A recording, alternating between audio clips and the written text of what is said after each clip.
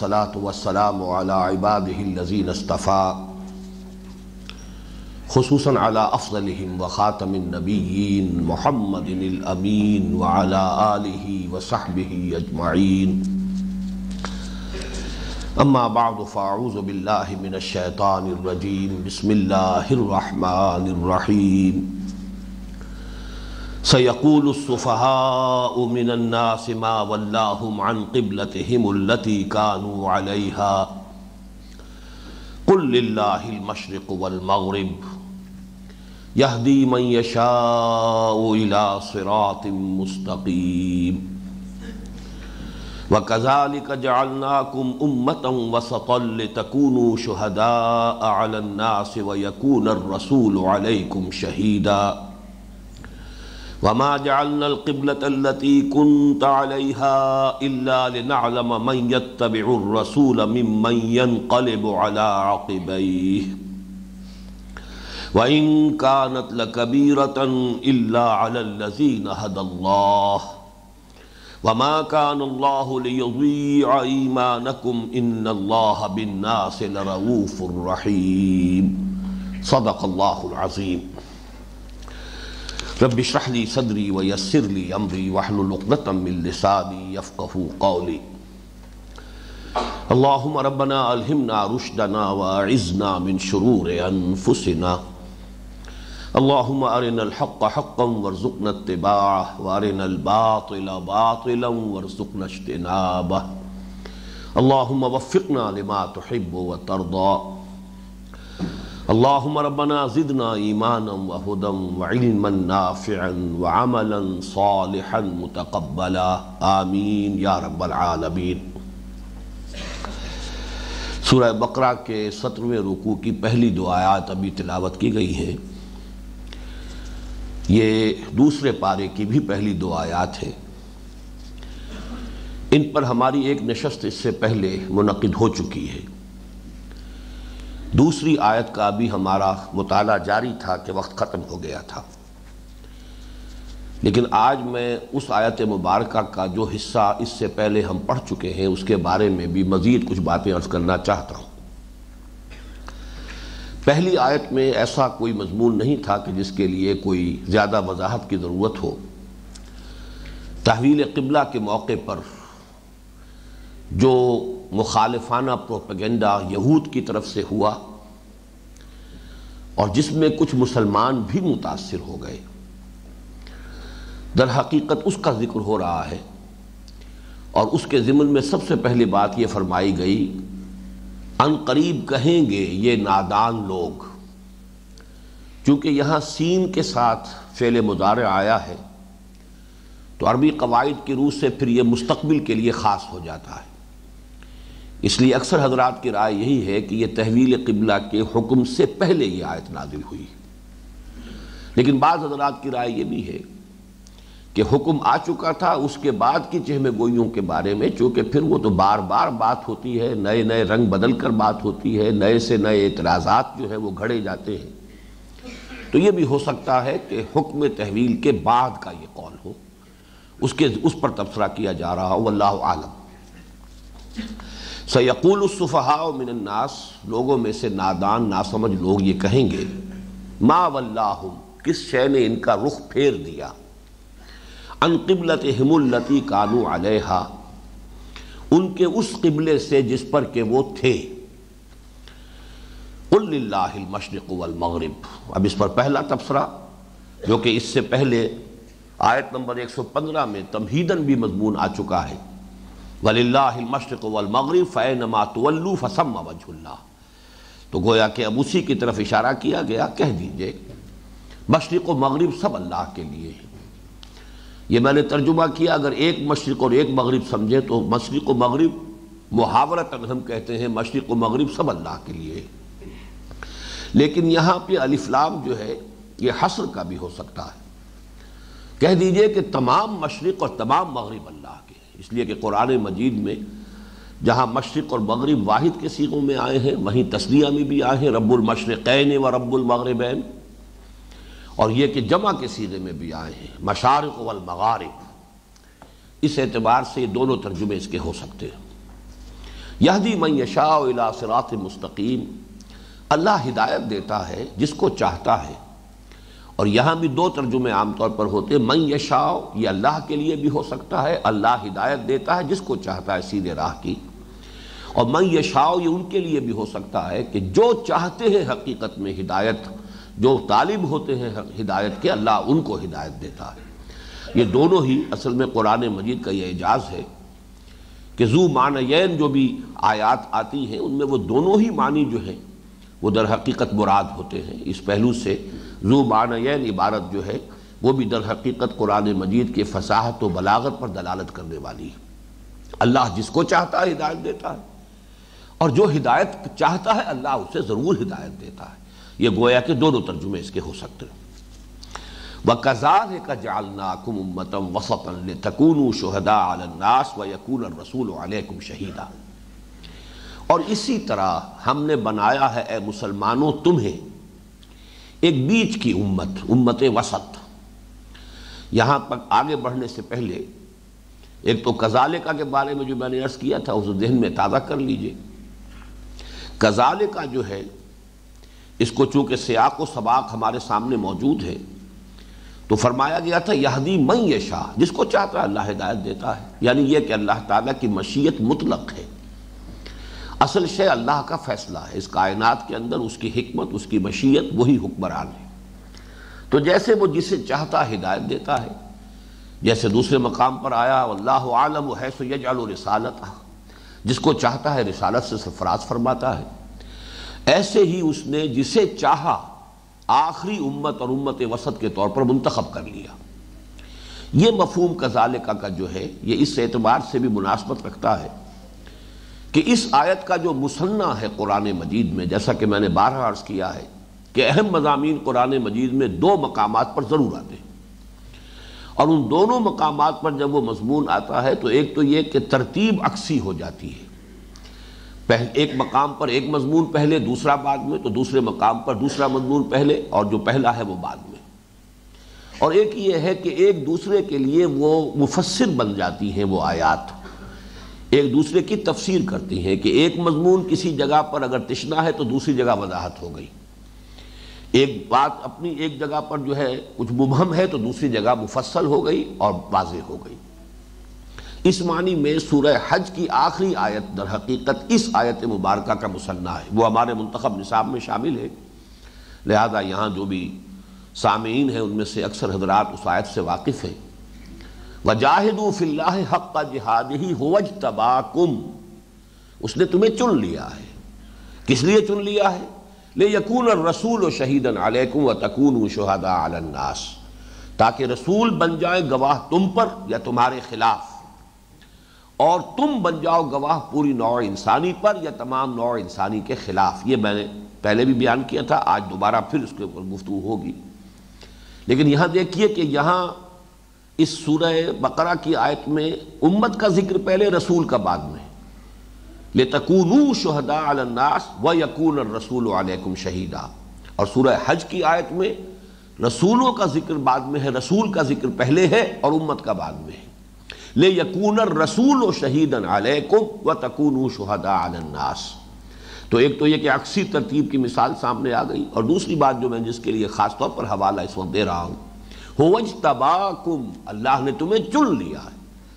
تو چناؤ کا جو عمل ہے اس میں اللہ کی مشیت مطلق ہے، جس کو چاہے چن لے، کوئی اس پر اعتراض نہیں کر سکتا، اور اس میں در حقیقت تعریض ہے بنی اسرائیل کے اس خیال پر کہ وہ یہ سمجھتے تھے گویا کہ یہ ہماری ابدی میراث ہے، اور سوچنے کے لیے یا یہ خیال کرنے کے لیے ان کے پاس بنیاد موجود تھی۔ 2000 برس سے نبوت و رسالت ان کے ہاں چلی آ رہی ہے، 1400 برس تک تو جیسا کہ میں نے بارہا کہا ہے نبوت کا تار ٹوٹا ہی نہیں۔ حضرت موسیٰ اور حضرت ہارون سے جو سلسلہ شروع ہوا ہے نبوت کا، حضرت عیسیٰ اور حضرت یحییٰ تک مسلسل ہے، کلما ہلک نبی خلفہ نبی، جب بھی کسی نبی کا انتقال ہوتا تھا ایک نبی اس کا جانشین ہو جاتا تھا، یہ تار ٹوٹا ہی نہیں۔ تو اس سے ظاہر بات ہے کہ جب کسی ایک چیز پر تعامل جو ہے مسلسل بہت طویل عرصے تک جاری رہے تو پھر لوگ اس کو بات سمجھ میں آتی ہے کہ ٹیکن فار گرانٹڈ سمجھ لے کہ یہ تو ہے ہی ہماری شے، ہماری میراث ہے۔ تو اس کا در حقیقت جو ہے یہاں پر اس لفظ کے ذریعے سے ادالہ کیا جا رہا ہے کہ یہ اللہ کا اختیار مطلق ہے، اسی اختیار مطلق سے وہ جس کو چاہتا ہے ہدایت دیتا ہے، اسی اختیار مطلق سے وہ جس کو چاہتا ہے نبوت سے سرفراز فرماتا رہا ہے، اور اسی اختیار مطلق سے اس نے ایک نئی امت کا فیصلہ کیا ہے اور ایک نئی امت کو چن لیا ہے۔ مسلمانوں تمہیں چن لیا ہے اس آخری امت کے طور پر۔ تو کذالک کا ایک مفہوم یہ ہے، وَكَذَلِكَ جَعَلْنَاكُمْ أُمَّةً وَسَطًا لِتَكُونُوا شُهَدَاءَ عَلَى النَّاسِ۔ وسط کا لفظ جو ہے یہ بھی میں بیان کر چکا ہوں، ہم نے تمہیں بنا دیا ہے امت وسط۔ وسط جو ہے ایک تو واحد کے لیے بھی آتا ہے، جمع کے لیے بھی آتا ہے، مؤنث کے لیے بھی آتا ہے، مذکر کے لیے بھی آتا ہے۔ بعض الفاظ عربی زبان میں ایسے ہیں کہ وہ چاروں حیثیتیں جو ہیں واحد اور جمع اور مؤنث اور مذکر، وہ ایک ہی صورت میں ان چاروں کا گویا کہ مدعا پورا ہو سکتا ہے۔ یہ چونکہ اعتراض ذہن میں آ سکتا تھا کہ امت مؤنث ہے تو امت کے لیے تو پھر یہاں پہ وسطہ ہونا چاہیے، یہ وسطن جو ہے اپنے شکل کے اعتبار سے، ظاہر کے اعتبار سے یہ مذکر ہے۔ تو اس بات کو نوٹ کر لیجئے کہ یہ لفظ ان الفاظ میں سے ہے جو مؤنث اور مذکر اور واحد اور جمع سب کے لیے یکساں اسی حالت میں آئے گا۔ وَكَذَلِكَ جَعَلْنَاكُمْ أُمَّةً وَسَطًا۔ اب وسط کے دو مفہوم ہیں، ایک تو یہ کہ بیچ کی امت، اور بیچ کی شے جو ہوتی ہے معتدل شے اچھی ہوتی ہے، تو خیر امت، اچھی امت، تمہیں بہترین امت بنایا۔ اس کے لیے بھی آپ کو مسنہ مل جائے گا قرآن مجید میں، سورہ آل عمران میں فرمایا کنتم خیر امت اخرجت للناس۔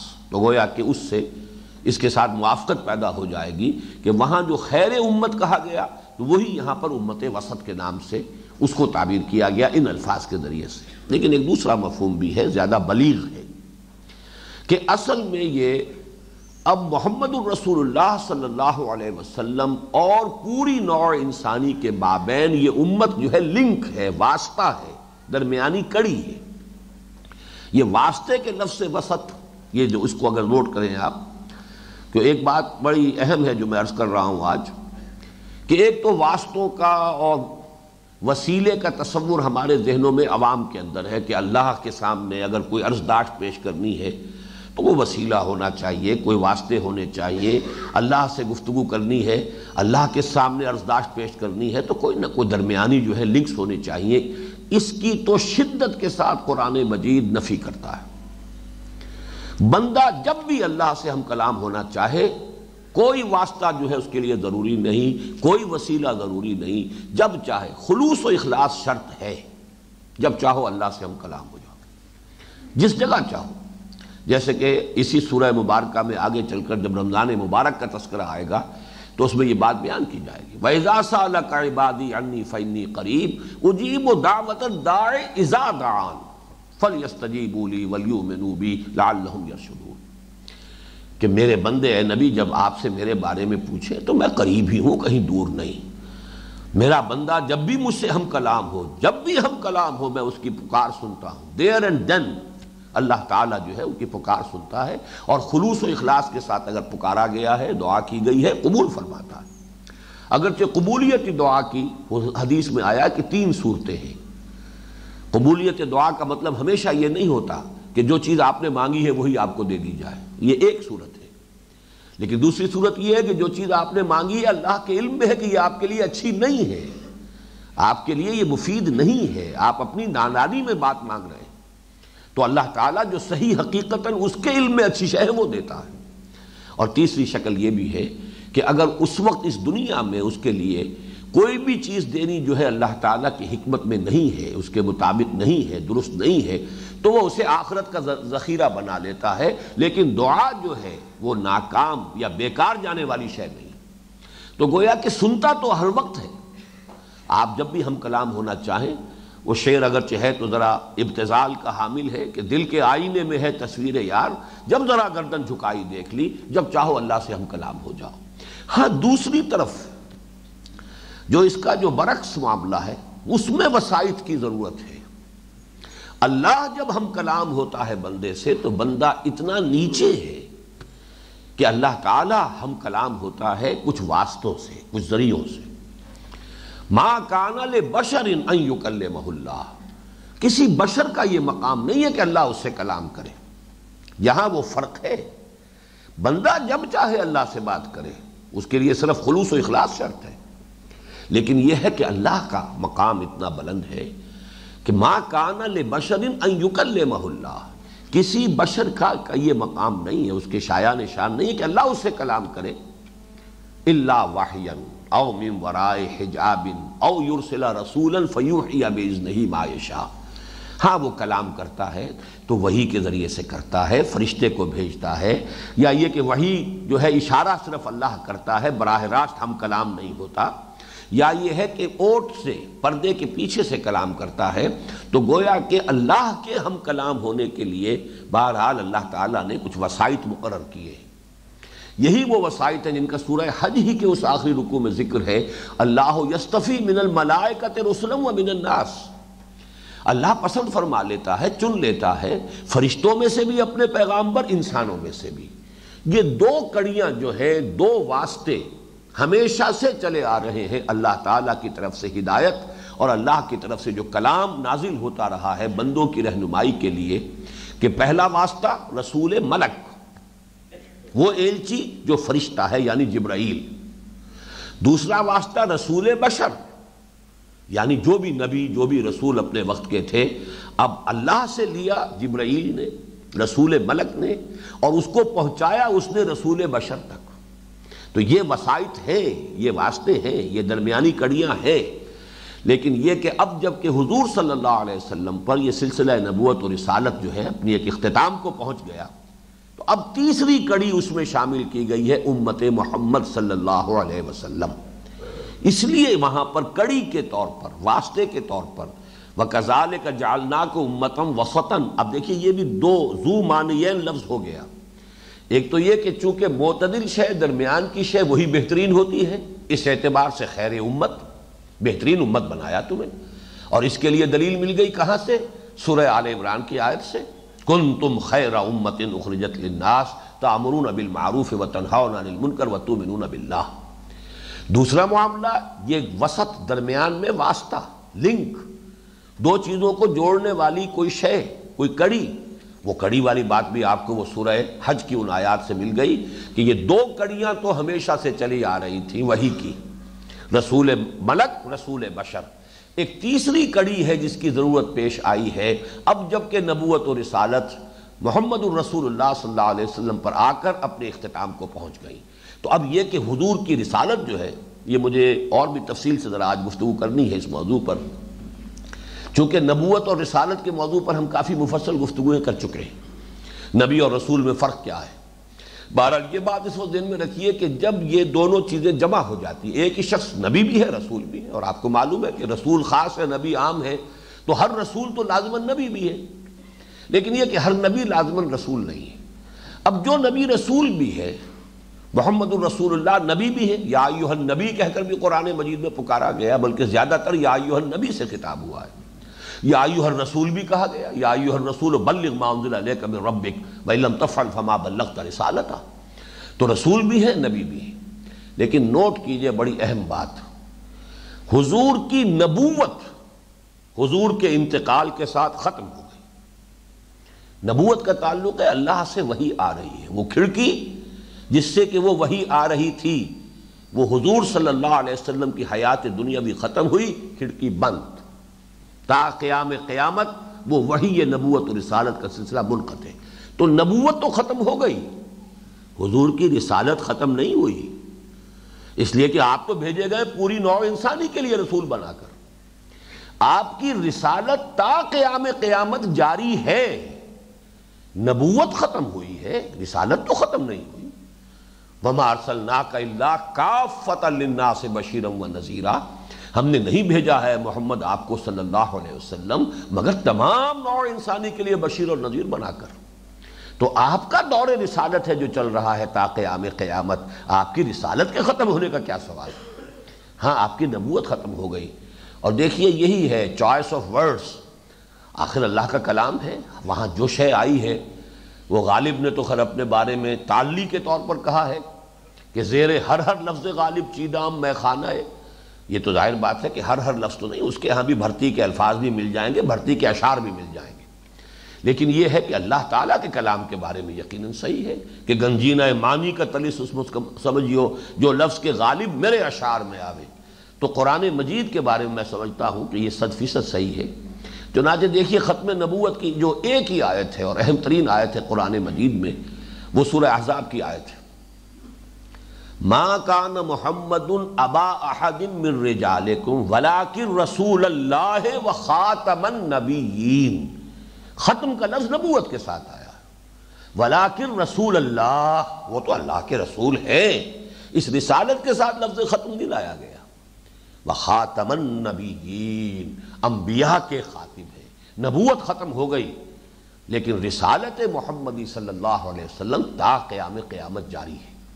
اب اس کو آپ انگریزی کے لفظ میں تعبیر کر سکتے ہیں کہ آپ نے اہل عرب تک رسالت کے فرائض بنفس نفیس خود سر انجام دیے اور اس میں سے ایک امت وجود میں آ گئی۔ اب آپ کا یہ فریضہ رسالت پوری نوع انسانی کی طرف جو ہے وہ بائی پراکسی پورا ہوگا۔ یہ کام اب ہے تھرو دس امہ، اب اس امت کے ذریعے سے محمد الرسول اللہ صلی اللہ علیہ وسلم کی رسالت کا فریضہ ادا ہوگا۔ امت کے ذمے ہے یہ کام کہ اب تا قیام قیامت یہ اللہ کے اس پیغام کو، جو کہ وحی کی تکمیل کے بعد اب وہ پیغام ہدایت اپنی کامل شکل میں، الیوم اکملت لکم دینکم واتممت علیکم نعمتی ورضیت لکم الاسلام دینا، تو اب وحی کی ضرورت نہیں ہے، وہ تو تکمیل پا چکی، ہدایت مکمل ہو چکی، دین کی تکمیل ہو گئی، نور کا اتمام ہو گیا، اب صرف اس کا ابلاغ ہے، اس کو پہنچانا ہے، اور وہ ہے اصل میں فریضہ رسالت، پہنچانا، پیغام بری، پیغام جو ہے اس کو پہنچا دینا۔ یہ کام ہے کہ جو اب تا قیام قیامت امت کے ذریعے ہونا ہے۔ اس اعتبار سے لفظ وسط یہاں پر ذو معنی ہونے کے اعتبار سے، ذو معنیین ہونے کے اعتبار سے نہایت بلیغ ہے۔ وَكَذَلِكَ جَعَلْنَاكُمْ أُمَّةً وَسَطًا لِتَكُونُوا شُهَدَاءَ عَلَى النَّاسِ وَيَكُونَ الرَّسُولُ عَلَيْكُمْ شَهِيدًا۔ یہ جو ٹکڑا ہے اس میں لام جو آیا ہے، لام عاقبت، لام غایت، کس لیے تمہیں بنایا امت، کس لیے بنایا واسطہ، لِتَكُونُوا شُهَدَاءَ عَلَى النَّاسِ، تاکہ تم بن جاؤ گواہ لوگوں پر یا لوگوں کے خلاف، وَيَكُونَ الرَّسُولُ عَلَيْكُمْ شَهِيدًا، اور رسول ہو جائیں گواہ تم پر یا تمہارے خلاف۔ یہ ٹکڑا جو ہے قرآن مجید کے اہم ترین مضامین میں سے ہے، لیکن کچھ اس کو میں بدقسمتی سے تعبیر کر رہا ہوں کہ بعض احادیث کا ایک مضمون خاص مفہوم جو ہے وہ حجاب بن گیا ہے اس آیت کے اصل مفہوم کے راستے میں، اور اس کا اصل مفہوم لوگوں کے سامنے نہیں آ سکا، اس لیے کہ چونکہ حدیث جو ہے بظاہر الفاظ اس کی ایک وضاحت کر رہی ہے، اس کی تفسیر کر رہی ہے، تو ظاہر بات ہے کہ جس شخص کو کسی قرآن مجید کی کسی آیت کی تفسیر حدیث نبوی قول رسول سے ملے، اب اس کے بعد مزید غور و فکر کی حاجت کیا ہے؟ بات بڑی معقول ہے، بڑی منطقی ہے کہ ایک بات وہ نبی اکرم صلی اللہ علیہ وسلم نے اگر فرما دی ہے تو اب اس کے اوپر مزید غور و فکر کرنا، مزید اس کی چھان بین کرنا، مزید اس کے بارے میں تدبر جو ہے، اپنی قوت و صلاحیت تدبر جو ہے اس کو استبروئے کار لانے کوئی حاجت نہیں ہے۔ حالانکہ اگر اسی بات کو ذہن میں رکھیے جو میں نے آج 2 مرتبہ دہرائی ہے کہ ذو معنیین الفاظ بھی ہیں، ذو معنیین آیات بھی قرآن مجید میں موجود ہیں، تو ہو سکتا ہے کہ ایک پہلو، ایک معنی اس آیت کا اس حدیث کی روح سے واضح ہو گیا ہو، لیکن کوئی اور بھی اس کے اندر جو گنجینہ معنی کا طلسم اس کو سمجھیو، جیسے کہ حضور نے فرمایا صلی اللہ علیہ وسلم لا تنقضی عجائبہ، اس قرآن کے عجائب کبھی ختم نہیں ہوں گے، غور کرنے والے غور کرتے رہیں گے، تدبر کرنے والے تدبر کرتے رہیں گے، اور ان آیات مبارکہ میں سے نئے نئے معنی، نئی نئی حکمتیں برآمد ہوتی رہیں گی۔ اب اگر یہ بات آخری ہو جاتی تو پھر تو ظاہر بات ہے کہ حضور کا یہ قول جو ہے پھر وہ بے محل معلوم ہوگا کہ لا تنقضی عجائبہ، اگر اسلاف نے جو کچھ سمجھا یا حضور صلی اللہ علیہ وسلم نے کسی آیت کا کوئی مفہوم اگر بیان کیا، اب اس کے بعد اس کے علاوہ کوئی اور مفہوم نہ، وہ مفہوم اپنی جگہ پر قائم رہے گا، رہتے ہوئے اگر اس کے اندر حکمت اور معرفت اور ہدایت کا کوئی اور پہلو نکلتا ہو تو وہ قابل لحاظ ہے، قابل توجہ ہے۔ اس گواہی کو اس حدیث یا ان احادیث کی روشنی میں صرف آخرت سے متعلق مانا گیا۔ حدیث کے الفاظ یہ ہے اور میں وہ بعد میں وہ پورا متن بھی آپ کو سناؤں گا. میں اس وقت ان کا جو لب لباب اور خلاصہ ہے وہ بیان کر رہا ہوں کہ قیامت میں جب محاسبہ ہوگا تو جن امتوں کی طرف رسول بھیجے گئے، مثلا حضرت نوح کا تذکرہ ہے خاص طور پر، جب وہ محاسبہ اخروی کا وقت آئے گا تو وہ جو امت تھی اور جو رسول ہیں وہ آمنے سامنے کنفرنٹ کریں گے ایک دوسرے کو. پہلے اللہ تعالیٰ رسول سے پوچھے گا ہمارا جو پیغام تم تک پہنچا تھا تم نے پہنچا دیا تھا اپنی قوم کو؟ وہ رسول جو ہے وہ عرض کریں گے بارگاہ خداوندی میں ہاں پروردگار میں نے اپنا پیغام پہنچا دیا تھا. اب قوم سے سوال ہوگا کہ کیا واقعی انہوں نے تمہیں پیغام پہنچا دیا تھا؟ اور وہ چٹا انکار کرے گی قوم کے نہیں، ہمارے پاس کوئی خبردار کرنے والا نہیں ہے. پھر اللہ تعالیٰ فرمائے گا رسول سے تمہارا کوئی گواہ ہے؟ تب وہ رسول کہیں گے کہ ہاں گواہ ہے امت محمد اور محمد صلی اللہ علیہ وسلم. اس پر وہ قوم اعتراض کرے گی کہ یہ امت محمد اور محمد تو ہمارے سے بہت بعد میں آئے ہیں، یہ کیسے گواہ بن سکتے؟ تو یہ امت کہے گی کہ ہمیں یہ ساری خبریں دی ہیں محمد الرسول اللہ صلی اللہ علیہ وسلم نے، قرآن کے ذریعے سے ہمیں معلوم ہوئی، اور ہم پورا یقین رکھتے ہیں کہ محمد صلی اللہ علیہ وسلم نے جو کچھ ہمیں پہنچایا، جیسے کہ قرات کے بعد ہم کہتے ہیں صدق اللہ و صدق رسولہ، تو وہ بات ہم تک پہنچی ہے، ہم اس کے بنا پر گواہی دے رہے ہیں. اب یہ مضمون ہے اس حدیث کا، اور اس کا چونکہ اس آیت کے ساتھ اس کا ربط ہے، لہٰذا اب اس آیت کو پڑھتے ہوئے ہمیشہ وہی مضمون ذہن میں آ جاتا ہے. اس کا نتیجہ کیا نکلتا ہے وہ یہ ہے، اور بلکہ ہمارے سلف کے تقریباً تمام مفسرین نے یہی مفہوم بیان کیا ہے. نتیجہ کیا نکلا کہ اس سے امت کا ایک مقام شرف، امت کی برگزیدگی، امت کی فضیلت تو ثابت ہو گئی. اس کا نتیجہ کیا نکلا کہ بعض جو ہمارے پاس پہلے ہی کچھ ایسے خیالات موجود تھے اور تمام قوموں میں رہے ہیں، تمام امتوں میں رہے، ہم تو بخشے بخشائے ہیں. جیسا کہ کسی بھی رسول کے ساتھ تعلق ہونا یہی وہ چیز تھی کہ جس نے بنی اسرائیل کو خراب کیا، کہ ہم تو ابراہیم کی نسل سے ہیں، ابراہیم کی اولاد ہے، اتنے بڑے بڑے رسولوں کی امتی ہیں، تو کیسے ہم سے کوئی حساب کتاب نہیں ہوگا، یہ حساب کتاب دوسروں کے لیے. تو اگر امت کا جو مقام شرف ہے، اس کی جو خصوصی فضیلت ہے، اسی کو اور بیان کر دیا جائے تو اور اطمینان، ری ایشورنس جس کو آپ انگریزی میں کہتے ہیں، پھر تو بڑا اطمینان ہو گیا کہ ہمارا تو بڑا اونچا مقام ہے، اللہ تعالیٰ کی عدالت میں تو کھڑے ہو کر ہماری گواہی پر فیصلے ہوں گے، رسولوں کے حق میں ہم سے گواہی دلوائی جائے گی. لیکن اس کا ایک دوسرا مفہوم جو ہے، جو میں پچھلے درس میں بیان کر چکا ہوں، کہ اصل میں تو یہ امت کے فرض منصبی کو بیان کر رہی آیت، کہ جیسے رسول نے تم تک ابلاغ اور تبلیغ کا حق ادا کیا ہے، ایسے ہی تمہارے ذمے ہے کہ پوری نوع انسانی تک دین کی تبلیغ اور ابلاغ کا حق ادا کرو. جیسے رسول نے تم پر اتمام حجت کر دیا ہے صلی اللہ علیہ وسلم، ایسے ہی تمہاری ذمہ داری ہے کہ پوری نوع انسانی پر اتمام حجت کرو. ظاہر بات ہے کہ رسول کو اس ابلاغ و تبلیغ کا حق ادا کرنے میں اور حجت قائم کرنے میں کیسی کیسی مشقتیں جھیلنی پڑی، کیسی کیسی تکالیف اور مصائب جو ہے برداشت کرنے پڑے، کیسی کیسی وادیوں میں سے آپ کو اور آپ کے ساتھیوں کو گزرنا پڑا ہے، جسے ہم کہتے ہیں کہ خاک، آگ اور خون کے دریا جو ہے عبور کیے. کون سی مصیبت، کون سی مشقت نہیں آئی ہے، اس لیے کہ اس فرض منصبی کو ادا کرنا یہ کوئی پھولوں کی سیج تو نہیں ہے، تو کانٹوں بھرا بستر ہے. فضیلت اگر حاصل ہوتی ہے تو اس بنیاد پر حاصل ہوتی ہے. اگر فضیلت ہی کا احساس آپ مزید جو ہے لوگوں کے اندر پیدا کر دیں اور ذمہ داری کا احساس پیدا نہ ہو، تو واقعہ یہ ہے کہ اس کا جو نیٹ رزلٹ نکلے گا دونوں چیزوں کا، وہ عمل سے، وہ جیسے کہ اقبال کا شعر ہے کہ عمل سے فارغ ہوا مسلمہ بنا کے تقدیر کا بہانہ، تو عمل سے تو فارغ پہلے ہی ہے، اور مزید جو ہے مہر تصدیق ثبت ہو جائے گی کہ بس ہمارے لیے عمل کی اور محنت کی اور سارے کھکھیڑ مول لینے کی ضرورت کیا ہے.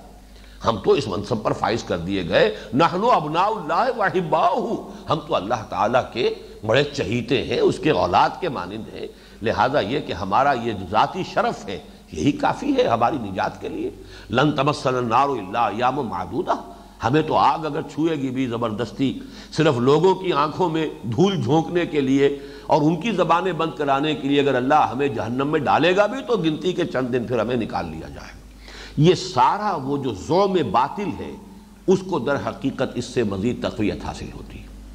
اس حوالے سے اب میں آپ سے عرض کر رہا ہوں کہ وہ بات ذہن میں رکھیے اور اس کا جو دوسرا صحیح اور جو صحیح مفہوم ہے جو اس دور میں آ کر کھلا ہے اور واضح ہوا ہے، اس کو بھی میں چاہتا ہوں کہ آج حق بحقدار رسید اس کا تذکرہ کر دوں میرے علم کی حد تک، اس لیے کہ میرا مطالعہ بہت محدود ہے۔ ساری تفاسیر جو کانٹمپریری ہے، جو آج کے دور میں لکھی گئی ہے، ساری تفاسیر کا احاطہ تو میں نہیں کرتا، اور یہ کہ جو قدیم تفاسیر ہیں ان سب کا احاطہ تو شاید کسی انسان کے لیے ممکن ہی نہیں، یہ تو اتنا وسیع خزانہ ہے کہ سب کا احاطہ کون کرے گا۔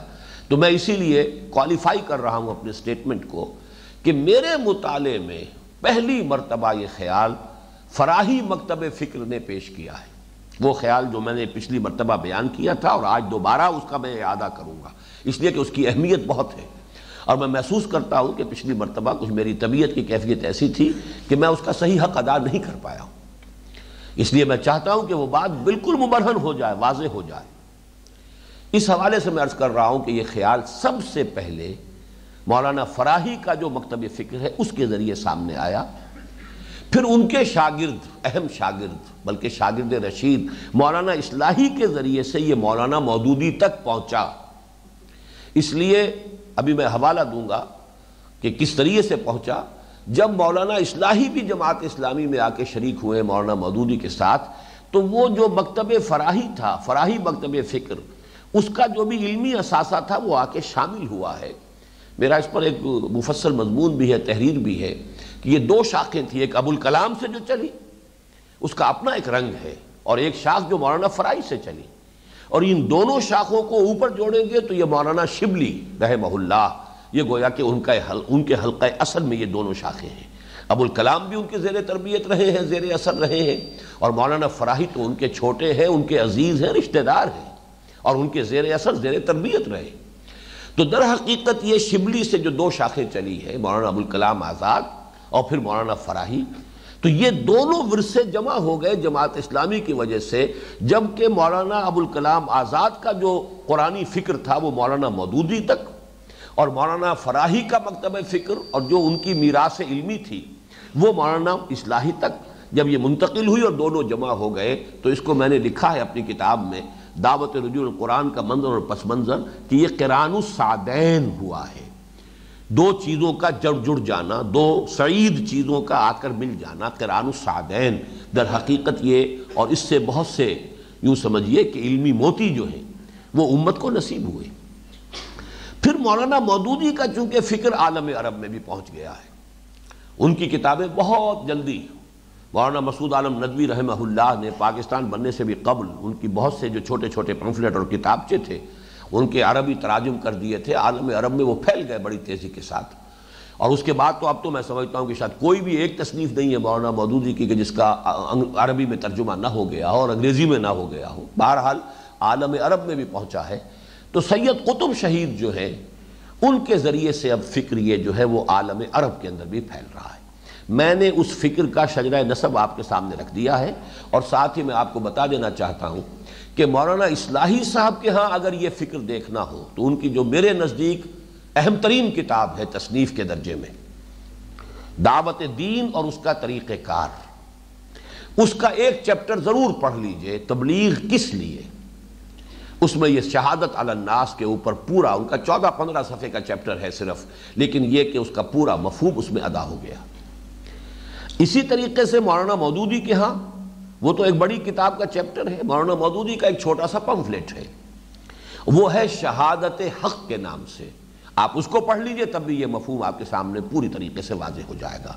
علمی انداز میں صغرا کبرا پوری اس کی بحث جو ہے تفسیری مسائل کے حوالے سے وہ ملے گی مولانا اصلاحی صاحب کے ہاں، لیکن مودودی صاحب کے اس کتابچے میں شہادت حق میں جو اس کا تقاضا ہے، جو اس کے مقتضیات ہیں، اس سے امت کی جو ذمہ داری واضح ہو جاتی ہے، وہ آپ کو زیادہ مولانا مودودی کے اس کتابچے میں شہادت حق میں مل جائے گی۔ باقی اس کو اب جیسا بھی ہوتا ہے نسلاً بعد نسلاً کسی شے کے اندر کچھ معمولی سے اضافے بھی ہوتے ہیں۔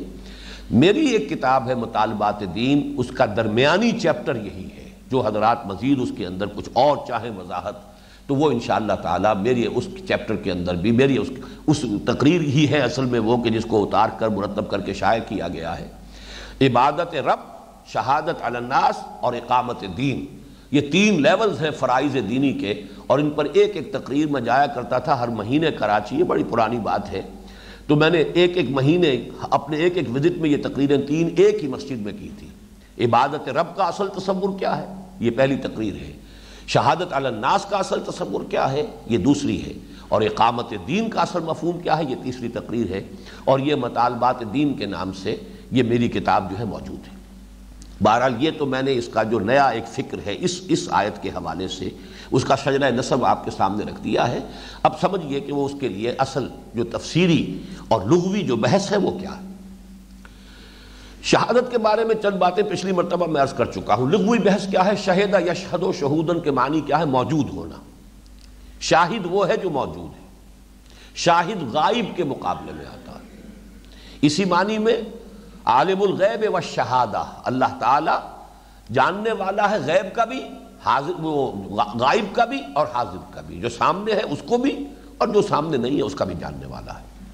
اس معنی میں اصل بنیاد جو ہے اس کی وہ تو ہے شہادت کا مفہوم، موجودگی، شہد یشہد و موجود ہونا۔ لیکن اس میں 3 اضافی مضمون پیدا ہوتے ہیں۔ جو شخص کہیں موجود ہوتا ہے وہی دیکھ رہا ہوتا ہے، لہذا شاہد کے معنی دیکھنے والے کے بھی۔ قتل اصحاب الاخدود النار ذات الوقود اذ هم علیہا قعود وهم علی ما یفعلون بالمؤمنین شہود۔ یہ جو واقعہ آیا ہے سورہ بروج کے اندر کہ موحدین کی ایک بڑی تعداد کو زندہ آگ میں جلایا گیا، اور پھر وہ جلانے والے جو ہے بیٹھ کر کھائی جو بنائی گئی تھی، خندق کھودی گئی تھی، اور اس میں جب ان لوگوں کو ڈالا گیا ہے اور وہ جل رہے تھے تو اس وقت وہ بیٹھے ہوئے تماشا کر رہے تھے، دیکھ رہے تھے، جیسے کوئی ایمفی تھیٹر ہے جس میں کہ وہ شیروں کے ساتھ پھڑوایا کرتے تھے مجرموں کو، اور پھر تماشا دیکھتے تھے کہ کیسے شیر نے حملہ کیا، کیسے اس پہ پنجہ مارا ہے، کیسے اسے کھا رہا ہے۔ تو یہ گویا کہ ان کی ایک تفریح ہوتی تھی۔ ایسے ہی ان لوگوں نے، ان مشرکین نے موحدین کی ایک جماعت کو زندہ جلایا۔ وَهُمْ عَلَى مَا يَفْعَلُونَ بِالْمُؤْمِنِينَ شُهُودٌ، دیکھنے والا، شاہد کے معنی دیکھنے والا، جو موجود ہوگا وہی دیکھے گا، جو غائب ہے وہ دیکھے گا کیسے۔ دوسرے معنی اس کے گواہ، ظاہر بات ہے کہ گواہی معتبر اسی کی ہے جو موجود ہو۔ وقوع کے وقت کوئی حادثہ ہوا ہے، کوئی واقعہ ہوا ہے، کوئی قتل ہوا ہے، کوئی اور شے ہوئی ہے، تو ظاہر بات ہے جو موجود تھا، چشمدید گواہ جسے آپ کہتے ہیں، وہ تو وہی ہوگا کہ جو موجود ہو۔ اور تیسرے اس کا مفہوم ہے مددگار، اس لیے کہ مدد بھی وہی کر سکتا ہے جو موجود ہو۔ آپ کا کتنا ہی بڑا حمایتی ہے، کتنا ہی آپ سے خلوص و اخلاص اور محبت کا رشتہ رکھتا ہے، وہ موجود ہی نہیں ہے تو کیسے مدد کرے گا۔ اس معنی میں وَادْعُوا شُهَدَاءَكُم مِّن دُونِ اللَّهِ إِن كُنتُمْ صَادِقِينَ، یہ ہم پڑھ چکے ہیں اسی سورہ مبارکہ سورہ بقرہ کے 3 رکوع میں آیا، وَإِن كُنتُمْ فِي رَيْبٍ مِّمَّا نَزَّلْنَا عَلَىٰ عَبْدِنَا، اے لوگو اگر تمہیں کوئی شک ہے واقعتاً اس چیز کے بارے میں جو ہم نے اپنے بندے یعنی محمد صلی اللہ علیہ وسلم پر نازل فرمائی ہے کہ یہ منزل من اللہ ہے بھی کہ نہیں، آیا یہ محمد کا اپنا کلام تو نہیں، تو اگر تمہیں واقعتاً یہ شک ہے فَأْتُوا بِسُورَةٍ مِّن مِّثْلِهِ، تو اس میں دیر کیا ہے، آؤ تم بھی ایسی ہی ایک صورت بنا لاؤ۔ تمہارے ہاں بڑے بڑے ادیب ہیں، بڑے خطباء ہیں، بڑے شعراء ہیں، اور تم تو سمجھتے ہو کہ فصاحت و بلاغت تم پر ختم ہے، باقی پوری دنیا تو عجمی ہے، گونگی ہے، اصل میں تو نطق اور گویائی اور کلام تو اللہ نے ہمیں دے رکھا ہے، تو آؤ مقابلہ کر لو۔ وَادْعُوا شُهَدَاءَكُم مِّن دُونِ اللَّهِ، ایک اللہ کو چھوڑ کر باقی سارے اپنے مددگار جمع کر لو، جن بلا لو، اس لیے کہ ان کے ہاں کاہن بھی ہوتے تھے، ان کے جنوں کے ساتھ مراسم تھے، ان کے تعلقات تھے، ان سے خبریں حاصل کرتے تھے، انسانوں کو، جنوں کو، جس کو بلا سکتے ہو جمع کر لو، سب مل کر کوشش کر کے اس جیسی ایک صورت بنا لاؤ۔ یہاں شہداء کے معنی جو ہے کیا معنی ہے، مددگار، اور اسی معنی میں یہ لفظ آیا ہے سورہ فتح کی لاسٹ بٹ 1 آیت میں، هو الذی ارسل رسولہ بالہدی ودین الحق لیظہرہ علی الدین کلہ وکفی باللہ شہیدا۔ اللہ کافی ہے بطور مددگار، اس نے اپنے رسول کو بھیجا ہے صلی اللہ علیہ وسلم اسی لیے کہ یہ جو دین دے کر بھیجا ہے اس کو وہ غالب کرے، اور اللہ کافی ہے، کوئی مدد کرے نہ کرے اللہ تعالیٰ اس کی مدد کرے گا، اللہ کافی ہے بطور مددگار۔ تو یہ 3 معنی اب اضافی ہو گئے۔ اب ان میں سے شہادت والے معنی پر توجہ ہے، گواہی کے معنی پر اس مفہوم کو اپنے ذہن کو مرکوز کیجئے۔ یہاں ایک اضافی نقطہ آپ کو نوٹ کرنا پڑے گا، گواہی جو ہے اس کے ہمیشہ 2 پہلو ہوتے ہیں، گواہی کسی کے حق میں ہوتی ہے، کسی کے خلاف۔ اب آپ کسی مقدمے میں پیش ہو رہے ہیں گواہ کے طور پر، تو یا مدعی کے حق میں اور مدعا علیہ کے خلاف گواہی جائے گی، یا یہ دوسری طرف سے ہے تو مدعا علیہ جو ہے اس کے حق میں اور مدعی کے خلاف جائے گی۔ لہذا لام اور علا یہ دو صلے اس کے ساتھ آئیں گے۔ لام کا صلہ آئے گا کسی کے حق میں ہونا، علا کا صلہ آئے گا کسی کے مخالف ہونا۔ اس کے لیے ایک مثال تو حدیث نبوی جو بڑی چھوٹی سی ہے اور بڑی لیکن بہت مؤثر حدیث ہے، القرآن حجت لک او علیک، قرآن یا تمہارے حق میں حجت ہے یا تمہارے خلاف حجت ہے۔ اب دیکھیے صرف یہ لام اور علا نے یہ مفہوم پیدا کر دیا، حق میں یا خلاف۔ القرآن حجت لک، اگر اس پر ایمان رکھو گے، اس کو اپنا امام بناؤ گے، یہ دلیل راہ ہے، اور اللہ کے ہاں بھی یہ تمہارے لیے تمہارے حق میں گواہی دے گا۔ اور اگر تم نے اس کو مانا نہیں، اس کو رد کر دیا، یا مانا تو صحیح پر عمل نہیں کیا، تو یہ قرآن تمہارے خلاف استغاثہ لے کر کھڑا ہوگا اللہ کی عدالت میں۔ القرآن حجت لک او علیک، یہ قرآن یا تمہارے حق میں حجت ہے یا تمہارے خلاف حجت ہے۔ اسی طرح یہی جو سلسلہ ہے تحویل قبلہ کا مضمون جو آگے چلے گا، تو 18ویں رکوع میں الفاظ آئے ہیں لئلا یکون للناس علیکم حجت الا الذین ظلموا منکم، تاکہ اللہ تعالیٰ نے یہ فیصلہ کیا، یہ تو اس کی تفصیل تو وہیں پڑھیں گے، اللہ نے یہ فیصلہ کیا ہے تاکہ لوگوں کے پاس، لوگوں کے حق میں اے مسلمانوں تمہارے خلاف کوئی حجت نہ رہے، کوئی شے تمہارے خلاف وہ حجت کے طور پر استعمال نہ کر سکیں۔ لئلا یکون للناس، لوگوں کے حق میں، تمہارے مخالفین کے حق میں، علیکم تمہارے خلاف کوئی حجت، کوئی دلیل باقی نہ رہے۔ اور اسی معنی میں یہ لفظ آیا ہے سورہ نساء کی آیت نمبر 165 میں، رسلا مبشرین ومنذرین لئلا یکون للناس علی اللہ حجت بعد الرسل وکان اللہ عزیزا حکیما۔ اس سے پہلے جو ہے بہت سے رسولوں کا تذکرہ ہے، حضرت ہم نے وحی کی، انا اوحینا الی نوح، ہم نے نوح کی طرف وحی کی، پھر ان کے بعد بہت سے رسولوں کے پاس وحی بھیجی، ابراہیم کو وحی بھیجی، اور اسماعیل کو، اور وہ جو بہت کافی بڑا گلدستہ جو ہے اللہ تعالیٰ کے نبیوں اور رسولوں کا وہاں آیا۔ اس کے بعد فرمایا کہ ہم نے یہ کیوں رسول بھیجے، رسولاً، ہم نے بھیجے یہ رسول بہت سے، انا ارسلنا رسولاً مبشرین و منذرین، یہ حال ہے، بشارت دینے والے بنا کر اور خبردار کرنے والے بنا کر، لئلا یکونا، تاکہ نہ رہے، للناس لوگوں کے حق میں، علی اللہ اللہ کے خلاف، اور یہاں اللہ کے خلاف سے مراد کیا ہے؟ اللہ کے محاسبے کے خلاف، حجت بعد الرسل، رسولوں کے آنے کے بعد کوئی حجت نہ رہے ان لوگوں کے حق میں اللہ کے خلاف۔ یعنی اللہ تعالیٰ جب محاسبہ کرنے لگے تو لوگ یہ نہ کہہ سکیں کہ اللہ ہمیں تو معلوم نہیں تھا، ہمیں سیدھی راہ دکھائی نہیں گئی، ہمیں کیا پتا کہ شراب حرام تھی، ہم تو پیتے رہے، ہمیں کسی نے بتایا نہیں کہ شراب حرام ہے، ہمیں معلوم ہی نہیں تھا کہ خنزیر حرام ہے، ہمیں بتایا ہی نہیں گیا کہ خنزیر حرام ہے۔ لیکن یہ کہ اگر بات پہنچا دی گئی ہے تو اب حجت ختم ہو گئی، عذر ختم ہو گیا۔ اس کے لیے لفظ نوٹ کر لیجئے، اتمام حجت۔ یہ اتمام کا لفظ کیوں آیا ہے حجت کا، اب اس کے لیے اتنی تفصیل میں نہیں جا سکتا، لیکن یہ ہے کہ میری ایک کتاب کہہ سکتا ہوں، اسے کتابچے سے ذرا بڑی شے ہے۔ نبی اکرم صلی اللہ علیہ وسلم کا مقصد بعثت، اس کا جو پہلا چیپٹر ہے، نبوت و رسالت کا بنیادی مقصد کیا ہے؟ اتمام حجت۔ حجت کیا اتمام ہوتا ہے رسولوں کے ذریعے سے، نبیوں کے ذریعے سے۔ بنیادی حجت تو انسان کے خلاف وہ چیزیں جو اللہ نے ہر انسان کو دے کر بھیجا ہے، اسے عقل دے کر بھیجا ہے، سمع اور بصر دے کر بھیجا ہے، نیکی اور بدی میں امتیاز کی صلاحیت دے کر بھیجا ہے، اس میں اپنی روح پھونک کر بھیجا ہے، اس روح کے اندر اس کی معرفت بھی ہے، اس کی محبت بھی ہے۔ یہ ساری چیزیں بنیادی حجت ہیں انسان کے محاسبے کے لیے۔ لیکن اتمام حجت ہو جاتا ہے نبی اور رسول کے ذریعے سے کہ دودھ کا دودھ، پانی کا پانا بالکل جدا کر دیا، اس نے حق و باطل کو مبرہن کر دیا، فرقان بن کر قرآن اتر آیا، اب سب کچھ بات واضح کر دی گئی، اور نبی نے، رسول نے اپنی تمام تر مسائل سے حق کا حق ہونا ثابت کر دیا اور واضح کر دیا، باطل کا باطل ہونا ثابت کر دیا اور واضح کر دیا۔ جب یہ ہو گیا تو اب حجت جو ہے اتمام کو پہنچ گئی، اب کوئی عذر باقی نہیں، جس کو آپ کہتے ہیں plead ignorance. You can't plead ignorance, کیسے کرو گے؟ اب تو بات تمہارے سامنے آ گئی۔ لیکن ابھی میں اس آیت کا حوالہ دے رہا تھا صرف وہ لام اور علا کے لیے، لِأَلَّا يَكُونَ لِلنَّاسِ، لوگوں کے حق میں، علی اللہ، اللہ کے خلاف، یعنی اللہ کے محاسبے کے خلاف۔ اللہ کے خلاف تو کیا حجت ہوگی معاذ اللہ، اللہ کی طرف سے جو محاسبہ ہوگا اس کے خلاف عذر اور حجت باقی نہ رہے بعد الرسول، رسولوں کے آنے کے بعد۔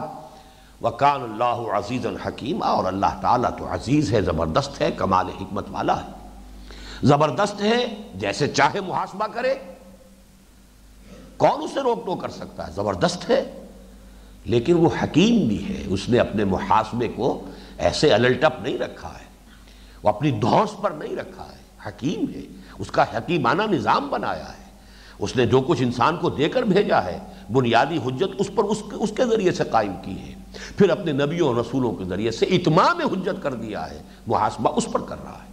اس حوالے سے اگرچہ وہ عزیز ہے لیکن صرف عزیز نہیں ہے، حکیم بھی ہے۔ وَكَانَ اللَّهُ عَزِيزًا حَكِيمًا، یہ آیت بہت اہم ہے، سورہ نساء کی یہ آیت نمبر 165 چھٹے پارے کے آغاز میں آپ کو ملے گی۔ بعثت انبیاء اور رسل کے لیے بنیادی ہے فلسفے کی یہ آیت، اس کی حکمت اور غرض و غایت کیا ہے، کیوں اللہ نے رسول بھیجے۔ رسلا مبشرین و منذرین لئلا یکون للناس علی اللہ حجۃ بعد الرسل۔ اب نوٹ کر لیجئے، ابھی ہم لغوی بحث کر رہے ہیں، یہ تو سارے استشہادات ہیں اس لغوی بحث کے لیے۔ شہدہ یشہدو، موجود ہونا، اس سے 3 اضافی مفہوم پیدا ہوئے، دیکھنا، مدد کرنا اور گواہی دینا۔ گواہی میں لازماً یا لام ہوگا یا علا ہوگا، یا گواہی کسی کے حق میں ہے یا گواہی کسی کے خلاف ہے۔ اب لام کے حوالے سے قرآن مجید میں 2 جگہ آیا ہے۔ یا ایھا الذین آمنوا کونوا قوامین بالقسط شہداء للہ، لام کے ساتھ، یہ ہے آیت نمبر 135 سورہ نساء۔ اے اہل ایمان، پوری قوت کے ساتھ عدل و انصاف کو قائم کرنے والے بن کر کھڑے ہو جاؤ اور اللہ کے حق میں گواہ بن کر کھڑے ہو جاؤ۔ اللہ کے حق میں گواہی دو، اللہ کی توحید کی گواہی دو، اللہ کے دین کی گواہی دو، اللہ کی کتاب کی حقانیت کی گواہی دو۔ یہ گواہی اپنے قول سے بھی دو، اشہد ان لا الہ الا اللہ واشہد ان محمدا رسول اللہ، یہ قولی گواہی ہو رہی ہے۔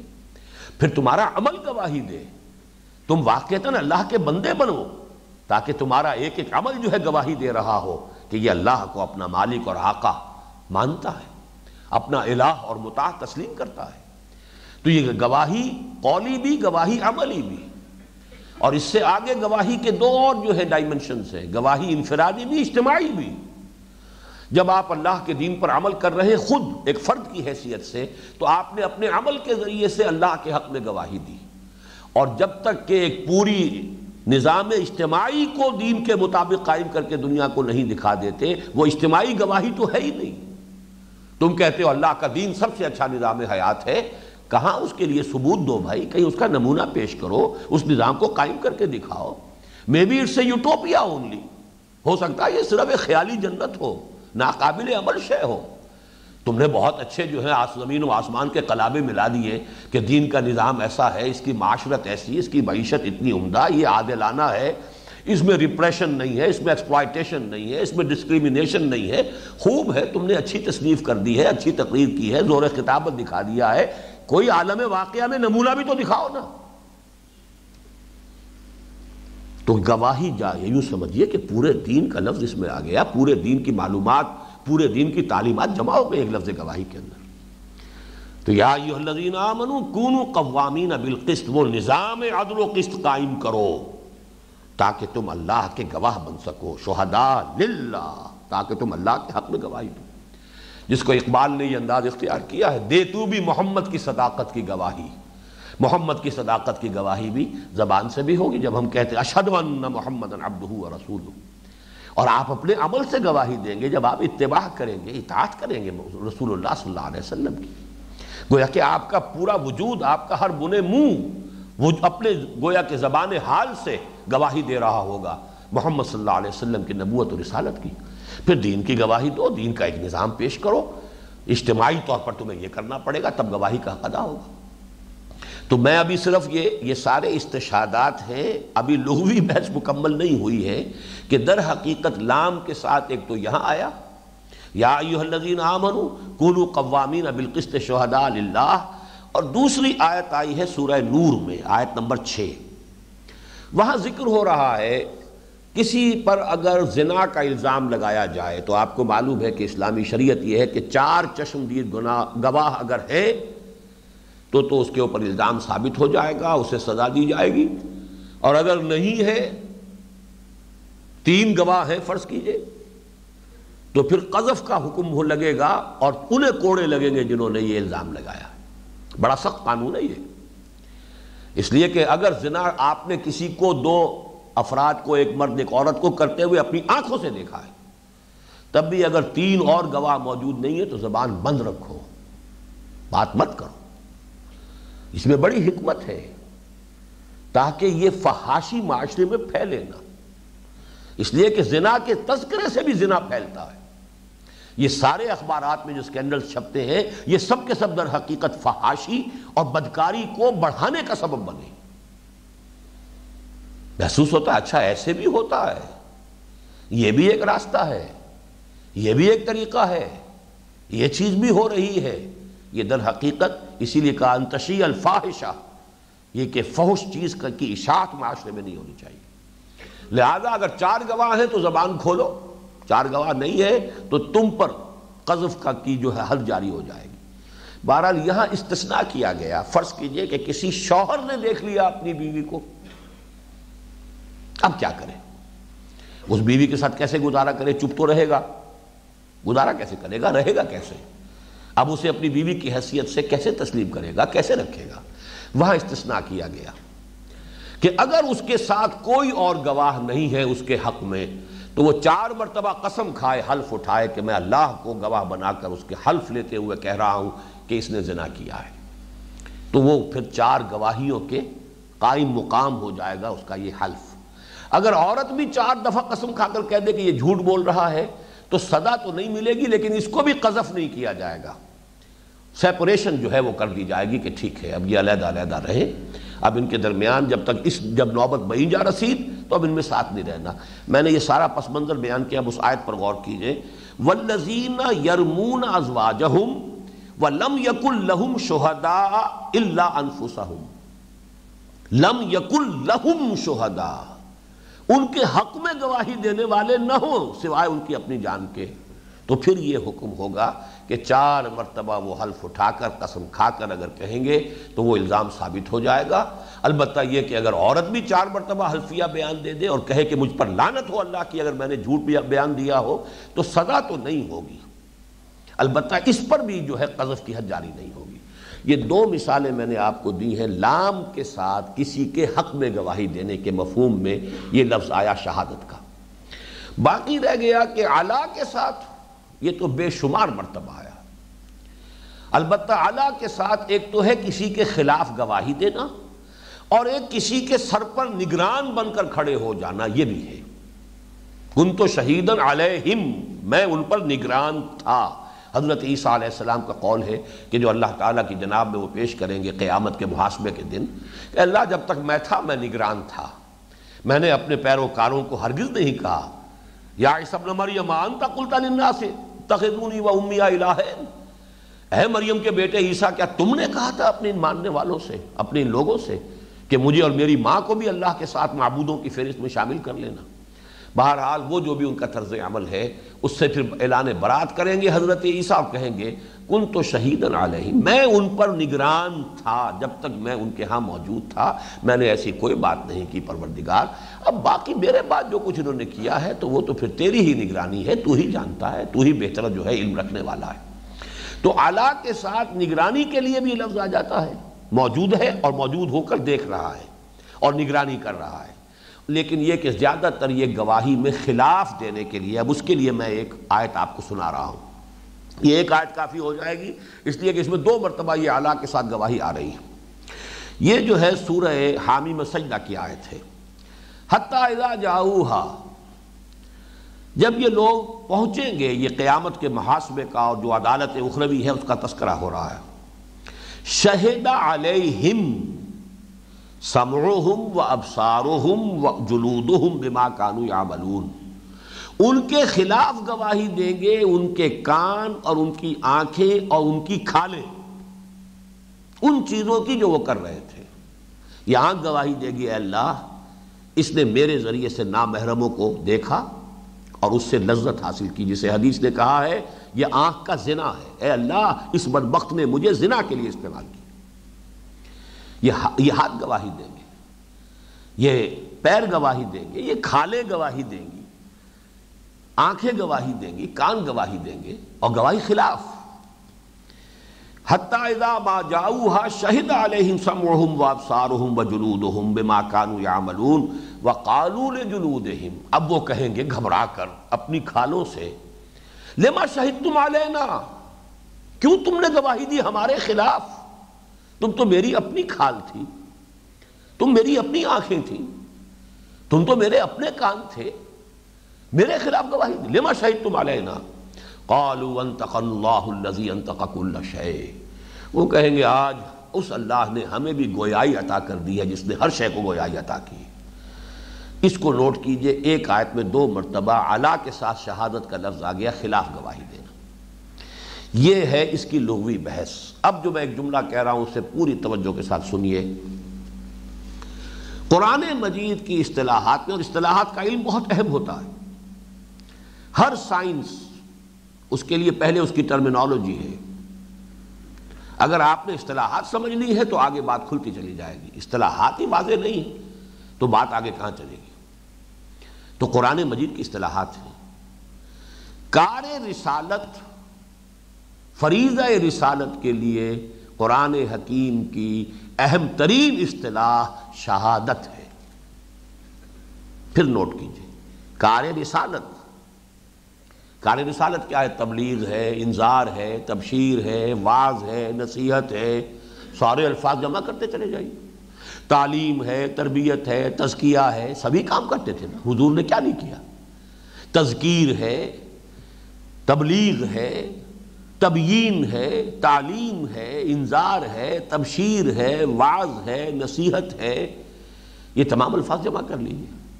ان سب کو جمع کر کے ان سب کا مقصود شہادت علی الناس،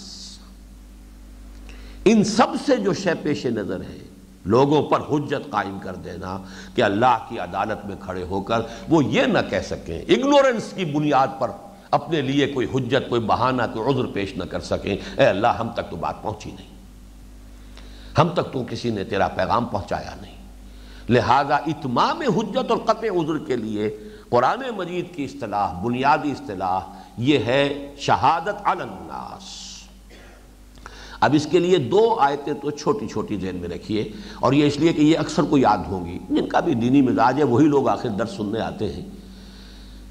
ایک تو وہ مشہور آیت ہے کہ جو سیرت النبی صلی اللہ علیہ وسلم کی تقاریر میں کثرت کے ساتھ عنوان کے طور پر استعمال ہوتی ہے، یا ایھا النبی انا ارسلناک شاہدا ومبشرا ونذیرا وداعیا الی اللہ باذنہ وسراجا منیرا۔ سیرت کی کتنی تقاریر میں آپ نے بھی سنی ہوگی یہ آیت مبارکہ۔ عجیب بات ہے، یہاں پہ اس آیت کا ایک حصہ جو ہے میرے موضوع سے متعلق نہیں ہے لیکن نکتہ ہے، یا ایھا النبی انا ارسلناک، یہاں وہ نبی اور رسول کا فرق جو ہے واضح ہو گیا۔ نبی جیسا کہ میں نے عرض کیا تھا ایک شخصی مرتبہ ہے، اور منصب جس پر کہ انہیں بھیجا گیا وہ رسالت ہے۔ نبی نبی ہے جب تک کہ کسی قوم یا کسی شہر یا کسی ملک کی طرف تعین کے ساتھ اسے بھیجا نہیں گیا، جب تک کہ اپوائنٹمنٹ نہیں ملا۔ C S P, C S S cadre ہے، سی ایس پی ہے، جب اسے اپوائنٹمنٹ ملا ہے ڈپٹی کمشنر ساہیوال، اب وہ اس کا منصب ہے۔ بالکل اسی طریقے سے نبی جب معین کر کے بھیجا جاتا تو رسول ہے۔ یا ایھا النبی، بنیادی حیثیت محمد الرسول اللہ کی نبی ہے۔ میں نے آپ کو وہ فیکٹس اینڈ فگرز بھی دیے تھے جب بحث ہم کر رہے تھے، قرآن مجید میں کتنی مرتبہ حضور کو یا ایھا النبی کہا گیا۔ اصل مرتبہ ذاتی نبوت ہے، رسالت تو ایک منصب ہے۔ پورے قرآن میں شاید 2 مرتبہ یا ایھا الرسول کہا گیا، اکثر و بیشتر یا ایھا النبی، یا ایھا النبی، یا ایھا النبی انا ارسلناک، اب ارسلناک پہلا لفظ آیا ہے شاہدن، گویا کہ اس میں باقی ساری حیثیتیں کور ہو گئی ہیں، شاہدا ومبشرا ونذیرا وداعیا الی اللہ باذنہ وسراجا منیرا۔ ہم نے آپ کو گواہ بنا کر بھیجا ہے۔ اچھا، یہاں امکان موجود ہے کہ گواہی یہاں لام کے ساتھ ہو، اس لیے کہ نہ یہاں لام ہے نہ علا ہے، مجرد گواہی ہے۔ ہم نے آپ کو بھیجا ہے بطور گواہ بنا کر اور منذر اور نذیر بنا کر، مبشر اور بشیر بنا کر، اللہ کی طرف بلانے والا داعی اللہ باذنہ بنا کر، سراجا منیرا ہدایت کا ایک روشن چراغ بنا کر۔ اب دوسری آیت اس کے ساتھ ٹانک لیجئے، یہ سورہ مزمل کی آیت ہے۔ انا ارسلنا الیکم رسولا شاہدا علیکم کما ارسلنا الی فرعون رسولا۔ دیکھو ہم نے بھیج دیا ہے تمہاری طرف اپنا ایک رسول، تمہارے خلاف گواہ بنا کر یا تم پر گواہ بنا کر۔ الا کا ویسے ترجمہ کیجئے تو پر، لیکن یہ کہ جو وضاحت میں کر چکا ہوں، الا آتا ہے در حقیقت کسی کی مخالفت کے لیے۔ تمہارے خلاف گواہی دینے والا ہوگا محمد صلی اللہ علیہ وسلم، کما ارسلنا الی فرعون رسولا، جیسے کہ ہم نے بھیجا تھا فرعون کی طرف رسول۔ فعصا فرعون الرسول فاخذناہ اخذا وبیلا، فرعون نے رسول کی نافرمانی کی تو ہم نے پکڑا اسے وبال والا پکڑنا۔ فکیف تتقون ان کفرتم، کیسے بچو گے تم اگر تم نے کفر کی روش اختیار کی۔ یہ پرجلال پرہیبت آیت ہے، لیکن یہاں نوٹ کر لیجئے کہ رسول کے لیے جب بھی آتا ہے وہ در حقیقت شاہد علی، یا ایھا النبی انا ارسلناک شاہدا ومبشرا ونذیرا وداعیا الی اللہ باذنہ وسراجا منیرا، سورہ احزاب کی آیت ہے یہ، اور سورہ مزمل میں اس کی وضاحت ہو گئی، انا ارسلنا الیکم رسولا شاہدا علیکم کما ارسلنا الی فرعون رسولا۔ یہ ہے وہ اعلیٰ در حقیقت۔ رسول جب اپنی دعوت، تبلیغ، تلقین، تبشیر، تذکیر، نصیحت، پھر اپنے عمل، اپنے ذاتی کردار، اپنے معاملات، اپنے برتاؤ، پھر ایک اجتماعی نظام قائم کر کر دکھا دیتا ہے، تو گویا کہ اب اس نے حجت قائم کر دی نوع انسانی کے اوپر کہ یہ ہے ہدایت۔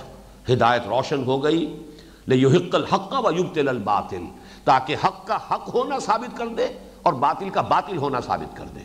جب یہ کر دیا، اب یہ شہادت حجت قائم ہو گئی۔ اس کا ظہور خلاف ہونے کے درجے میں کب آئے گا؟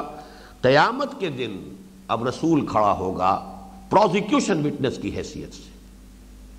فَكَيْفَ إِذَا جِئْنَا مِن كُلِّ أُمَّةٍ بِشَهِيدٍ، کیا بیتے گی اس دن جس دن کہ ہم ہر امت پر اس میں سے ایک گواہ کھڑا کریں گے اس پر،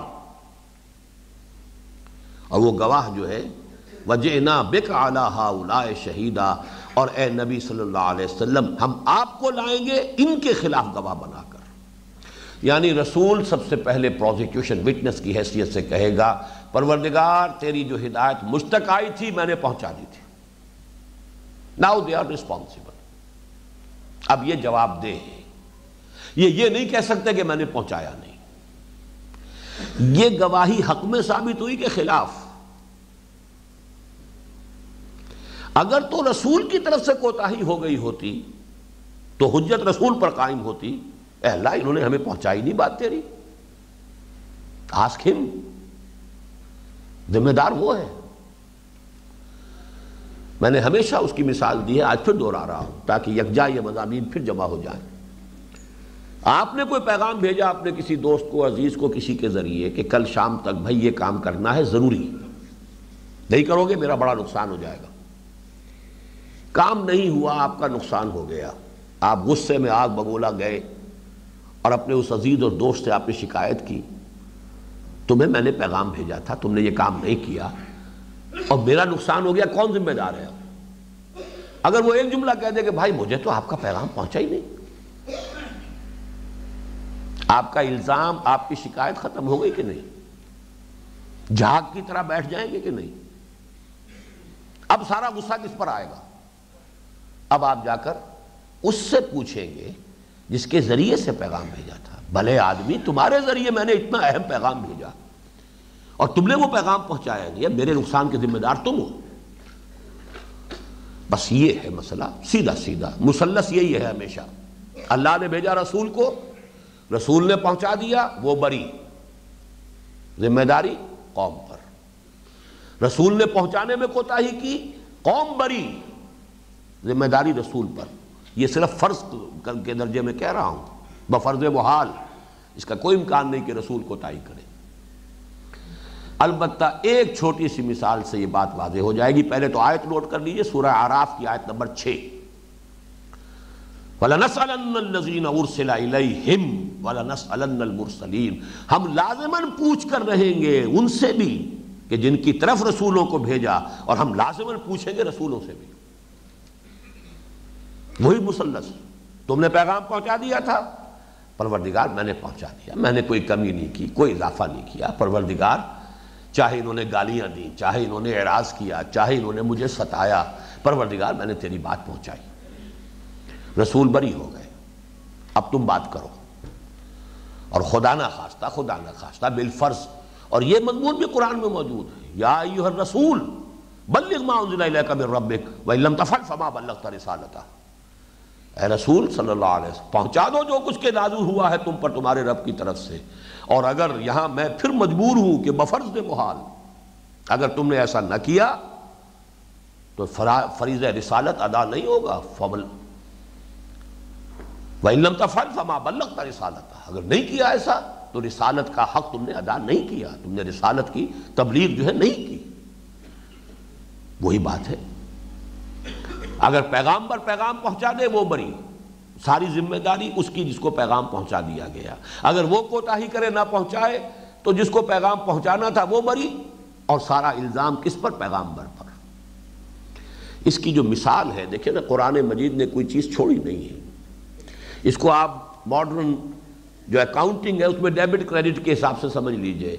ذرا سی خطا ہوئی ہے حضرت یونس علیہ السلام سے، رسول اپنی پلیس آف اپوائنٹمنٹ سے بغیر پرمیشن نہیں جا سکتا. یہ تو آج بھی ہے. Executive officers they can't leave their place of duty, they have to be there. چاہے کوئی موب آ رہا ہے، چاہے کچھ ہو رہا ہے، you cannot go away, you have to face them. ہاں اوپر سے اجازت آ گئی کہ ٹھیک ہے حالات ایسے خراب ہو چکے ہیں، you can leave your place، تو چلے جا سکتے. یہی وجہ آپ کو معلوم ہے کہ حضور نے تمام صحابہ کو اجازت دے دی تھی چلے جاؤ مدینے کی طرف، خود انتظار کر رہے تھے ایکسپریس پرمیشن جب تک نہ آ جائے واضح. حضرت ابوبکر فرماتے نا، میں پوچھتا رہتا تھا، میں نے 2 اونٹنیوں کا اہتمام کیا تھا، کھلا پلا کے انہیں میں کہ لمبا سفر کرنا ہے، تیز جانا ہوگا، لیکن سب کو پوچھ رہے ہیں حضور اجازت آگے نہیں آئی، حضور اجازت آگے ابھی تک نہیں آئی. پھر حضرت عائشہ فرماتی ایک روز آپ دوپہر کے وقت چلے آ رہے ہیں، ہم حیران ہوئے. دوپہر کے وقت کوئی وزٹ نہیں کرتا عرب میں، آج بھی نہیں کرتا، اس وقت بھی نہیں کرتے تھے کسی کے گھر پر جانا.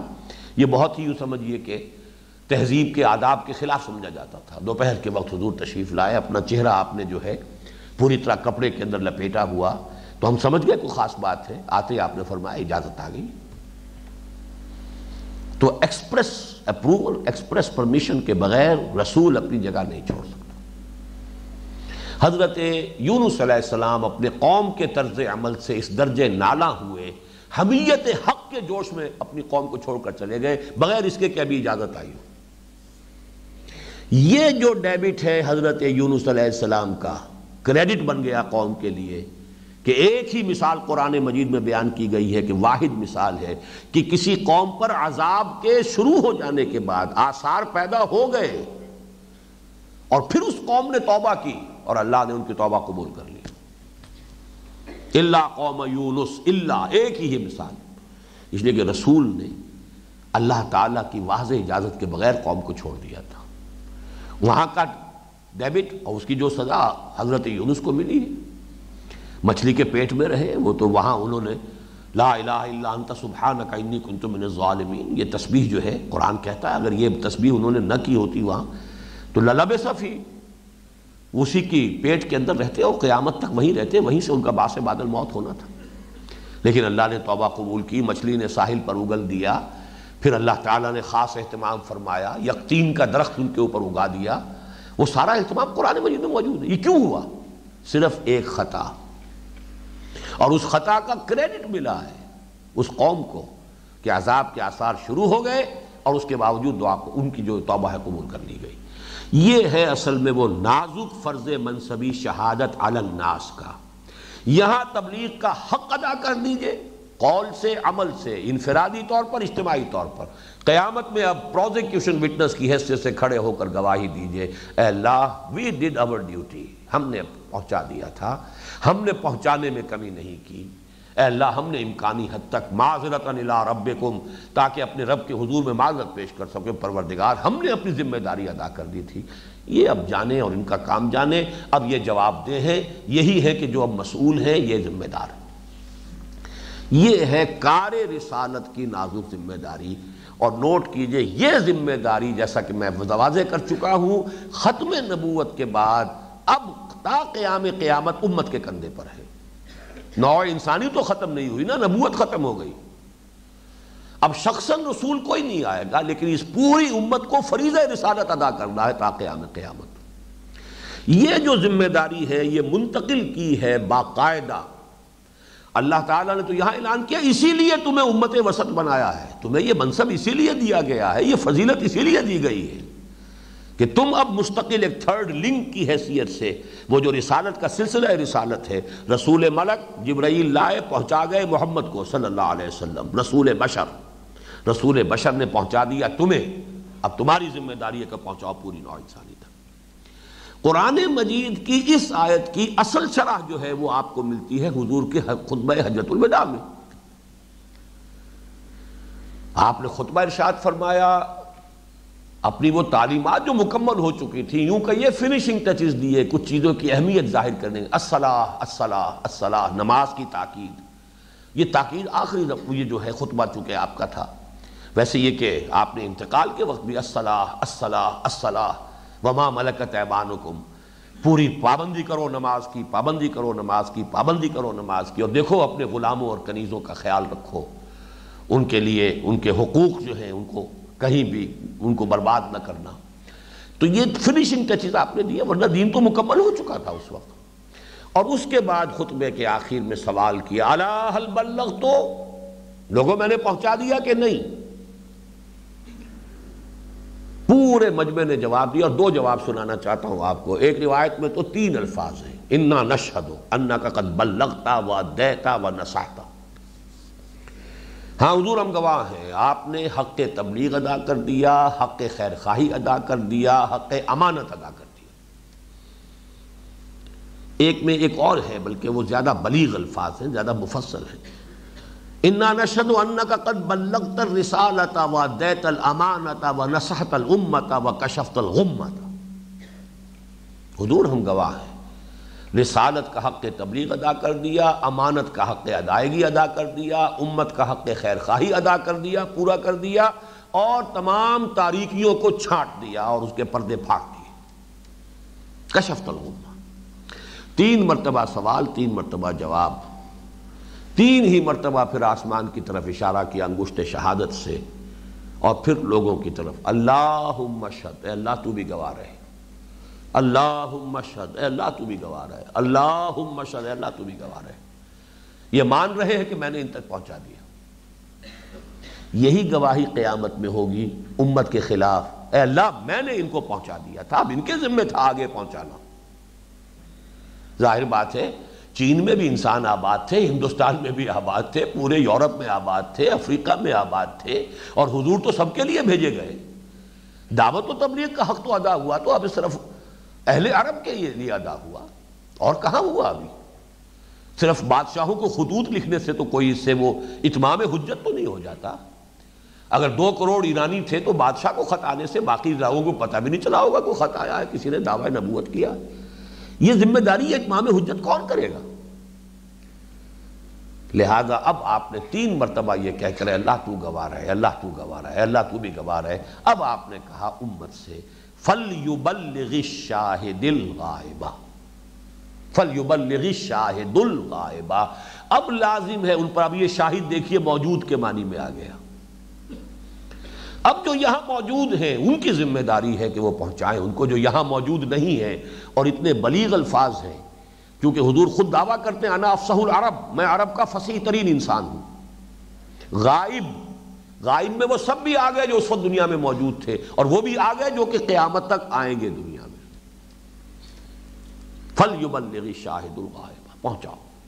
اب یہ بوجھ، اس کو میں اپنی تقریروں میں کہتا رہا ہوں، اس سے سائی آف ریلیف، اے اللہ یہ بوجھ میرے کندھے سے اتر گیا، لیکن اے مسلمانوں یہ بوجھ اب تمہارے کندھوں پر آ گیا، ذمہ داری تم پر آ گئی۔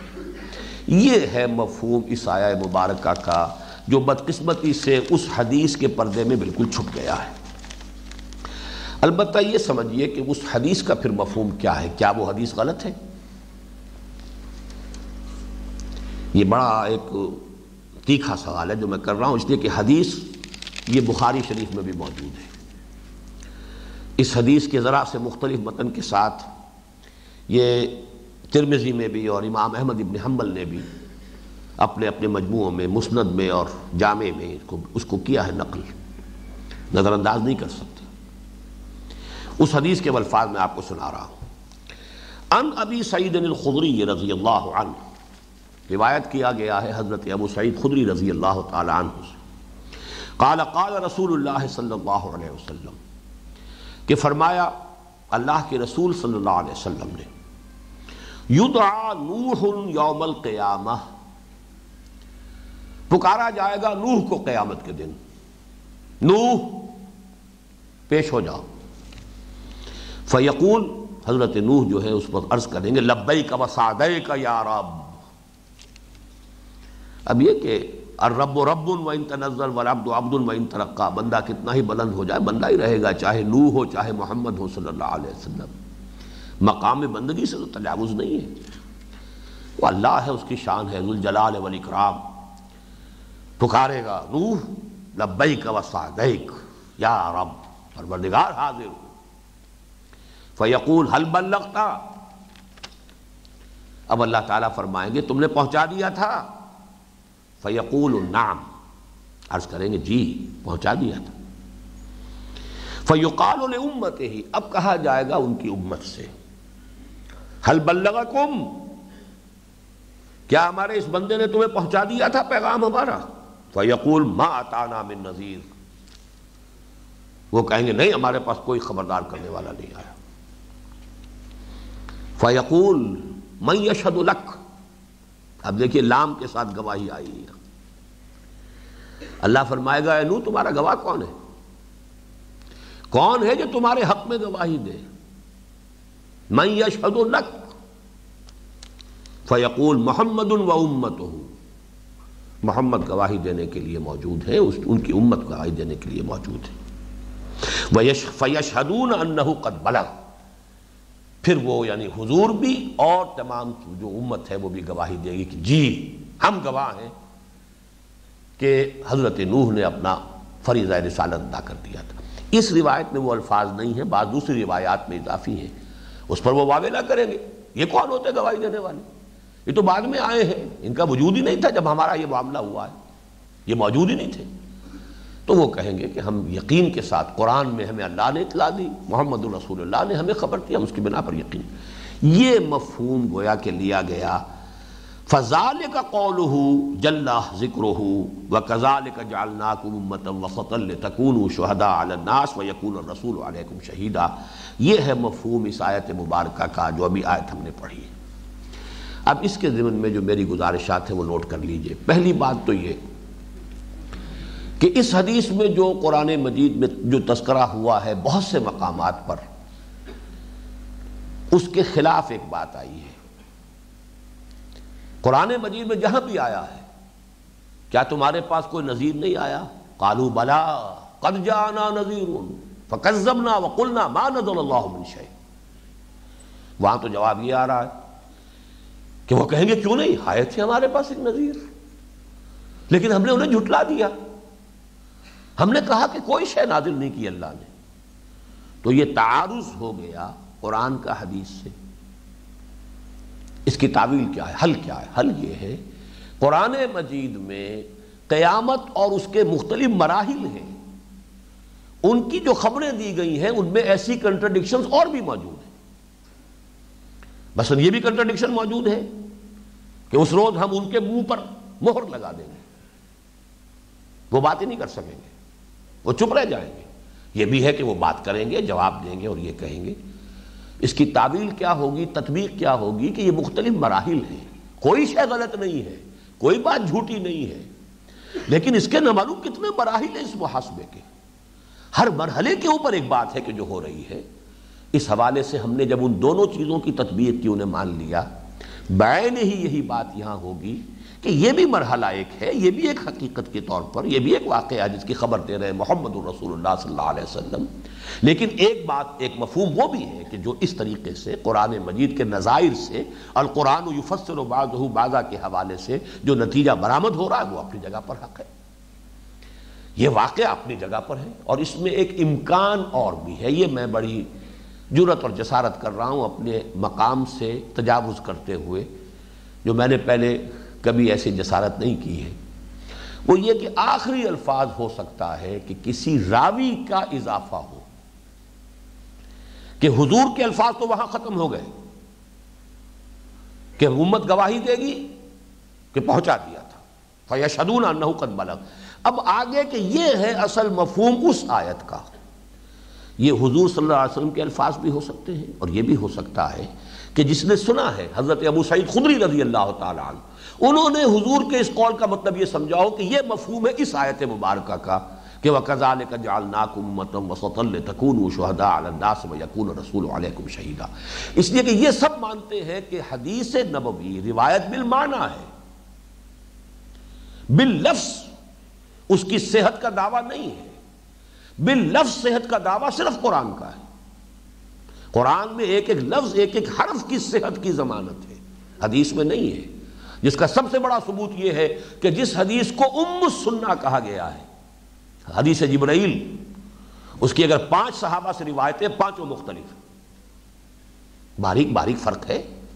5 آدمیوں کو میں بٹھا کر ابھی ایک بات کہتا ہوں، 1 گھنٹے کے بعد آپ 5 سے سٹیٹمنٹ لیجئے، بات یقیناً وہی ہوگی، الفاظ تھوڑے سے بدل جائیں گے، ہر شخص جو ہے اپنے ذہن کے مطابق، اپنی وکیبلری کے مطابق اس مفہوم کو ادا کرے گا۔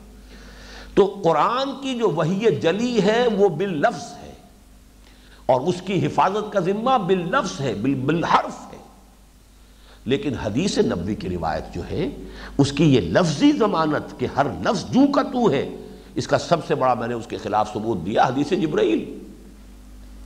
حضرت عمر کی روایت میں ترتیب کچھ اور ہے، عبداللہ ابن عمر بیٹے کی روایت میں ترتیب کچھ اور ہے، کہیں سوال پہلا یہ ہے کہ اخبرنی عن الاسلام، اور دوسرا ہے اخبرنی عن الایمان حضرت عمر کی روایت میں، اور دوسری روایتوں میں اخبرنی عن الایمان پہلے، اخبرنی عن الاحسان بعد میں ہے، اور لفظی فرق جو ہے موجود ہے، اور بھی موجود ہے۔ باقی جو پوری نقشہ کشی کی گئی ہے حضرت عمر نے خاص طور پہ تفصیل سے، کیسے یہ واقعہ پیش آیا کہ ایک شخص آیا اچانک اور وہ پورے مجمع کو چیرتا ہوا حضور کے ساتھ جا کر زانو سے زانو لگا کر گھٹنے سے گھٹنے ٹیک کر بیٹھ گیا، اس میں بڑا فرق ہے۔ ایک ہی انسیڈنٹ ہے، اس کو 4 آدمی اگر رپورٹ کریں گے تو اس میں فرق ہو جائے گا۔ تو حدیث کے اندر یہ احتمالات بہرحال موجود ہوتے ہیں۔ حدیث چونکہ سندن بخاری کی بھی ہے، اس کو رد کرنا درست نہیں، ہرگز درست نہیں، اس کی ہم تعویل کریں گے۔ تعویل میں یہ کہ اس کا ایک مفہوم یہ بھی ہے، ایک معاملہ جس طریقے سے کہ آخرت کے محاسبے میں کفار کے بارے میں یہ بھی آ گیا کہ وہ کوئی جواب نہیں دیں گے، کہیں یہ بھی آیا ہے کہ وہ جھٹلا دیں گے، کہیں یہ کہ صاف مان لیں گے۔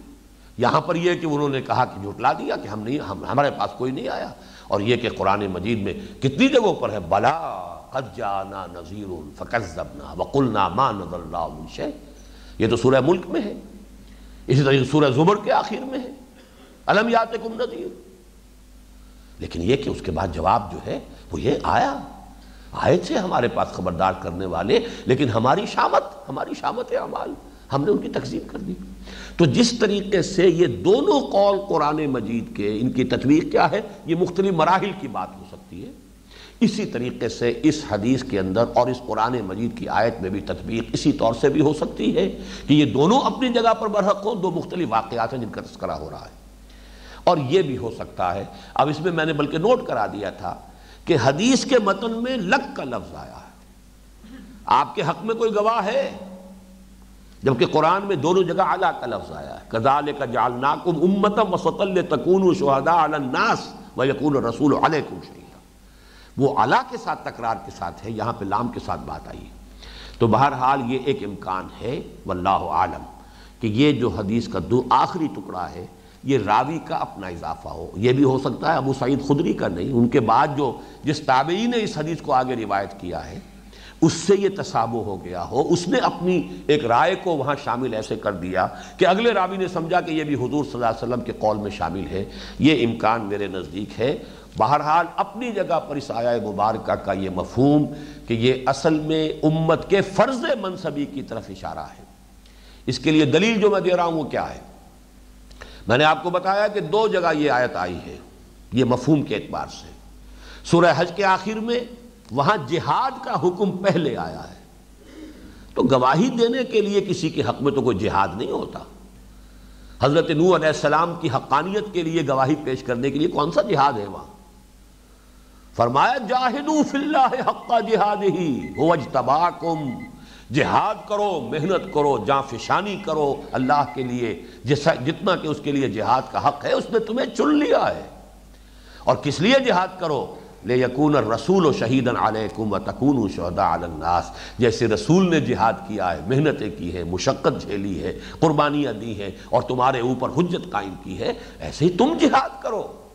تو جہاد کا جس شہادت کے ساتھ کوئی منطقی ربط بنتا ہے وہ تو یہ شہادت کا تصور ہے، نہ کہ وہ جس کا کہ ذکر حدیث میں آ رہا ہے۔ بین ہی یہی ترتیب لیکن عکسی ترتیب، جیسا کہ میں نے عرض کیا، جیسے اس یہاں پر ہے کہ رسول کا ذکر پہلے اور امت کا بعد میں، لِيَكُونَ الرَّسُولُ شَهِيدًا عَلَيْكُمْ وَتَكُونُوا شُهَدَاءَ عَلَى النَّاسِ۔ اور سورہ بقرہ کی یہ آیت جو ہے اس میں امت کا ذکر پہلے، وَكَذَلِكَ جَعَلْنَاكُمْ أُمَّةً وَسَطًا لِتَكُونُوا شُهَدَاءَ عَلَى النَّاسِ وَيَكُونَ الرَّسُولُ عَلَيْكُمْ شَهِيدًا۔ بین ہی وہی ترتیب یہ ہے، یہاں جہاد بعد میں آئے گا۔ یا ایھا الذین آمنوا استعینوا بالصبر والصلاۃ ان اللہ مع الصابرین ولا تقولوا لمن يقتل في سبيل الله اموات بل احیاء ولكن لا تشعرون ولنبلونکم بشیء من الخوف والجوع ونقص من الاموال والانفس والثمرات۔ یہ بعد میں آ رہا ہے، یہ سب در حقیقت اس آیت سے تعلق جڑے گا۔ درمیان میں سارا اس تحویل قبلہ کے اوپر رد و قضا ہے، بحث ہے، تمہیص ہے، تاکید ہے، بار بار ہے، تکرار ہے، لیکن آخر میں جو اصل ربط جڑتا ہے اس آیت کا وہ کہاں سے جڑے گا کہ اے مسلمانوں، یہ جو فرض منصبی تمہارا ہے یہ کانٹوں کی سیج ہے، پھولوں کا بستر نہیں ہے۔ اور یہاں پہ قتل اور مقاتلہ بھی ہوگا، یہاں جانیں دینی ہوگی، یہاں بازی کھیلنی ہوگی، یہاں تو تمہیں صبر کرنا ہوگا، یہاں تمہارے لیے طرح طرح کے امتحانات اور آزمائشوں کی بھٹیاں ہیں جن سے گزرنا ہوگا۔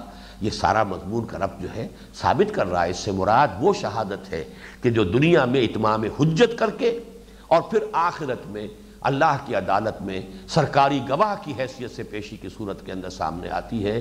بارک اللہ لی ولکم فی القرآن العظیم ونفعنی وإیاکم بالآیات والذکر الحکیم۔